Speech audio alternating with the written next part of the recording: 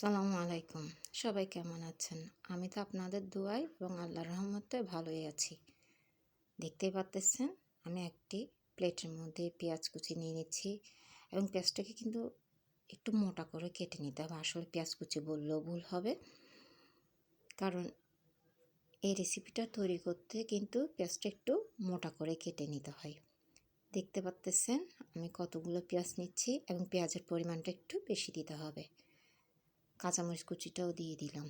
ও হ্যাঁ, আজকে আমার রেসিপিটির নামটা তো একদমই বলা হয়নি।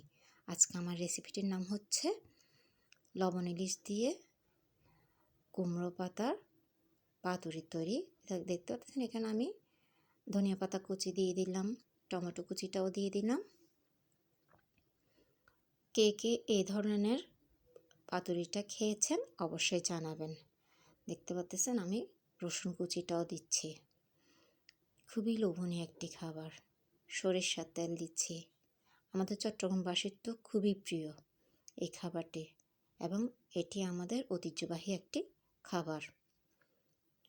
দেখতে পাচ্ছেন আমি কি পরিমাণ সরিষার তেলটা দিচ্ছি।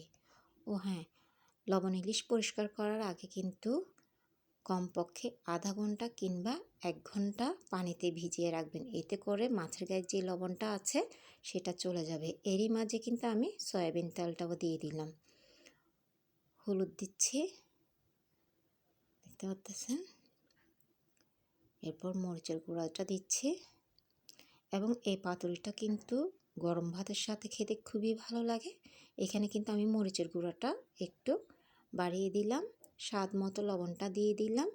তবে হ্যাঁ, লবণ ইলিশ তৈরি করার সময় কিন্তু লবণের পরিমাণটা একটু কমিয়ে দিবেন, যেহেতু মাছটাই লবণ, তাই একটু কমিয়ে দিবেন। দেখতে পাচ্ছেন, আর মাছটাকে কিন্তু এভাবেই কেটে নিতে হবে।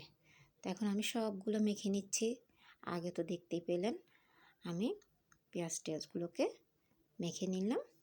এখন মাছগুলো এবং সামান্য পেঁয়াজ কুচি দিয়ে 1 টুকরো মাছ দিয়ে কিন্তু আমি পাতাটা বটে নেব। দেখতে পাচ্ছেন আমি কিভাবে পাতাটাকে বটে নিচ্ছি। এভাবে বটে নিতে হবে। আমি আবারও একটা দেখিয়ে দিচ্ছি আপনাদের সুবিধার্থের জন্য।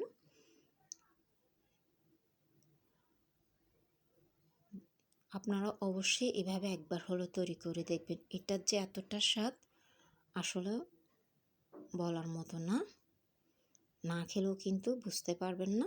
তো এরই মাঝে কিন্তু আগের থেকে আমি সামান্য তেল প্যানে গরম করে নিয়েছি, যাতে পাতুরিটার সাথে সাথে দিয়ে দিতে পারি সেজন্য।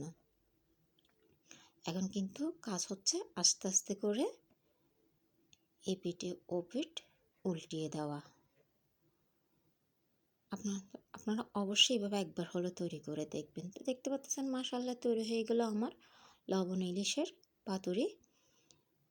আর আমার ভিডিওগুলো যদি ভালো লেগে থাকে অবশ্যই শেয়ার করে দিবেন। আজ এতটুকুই। দেখার জন্য সবাইকে ধন্যবাদ।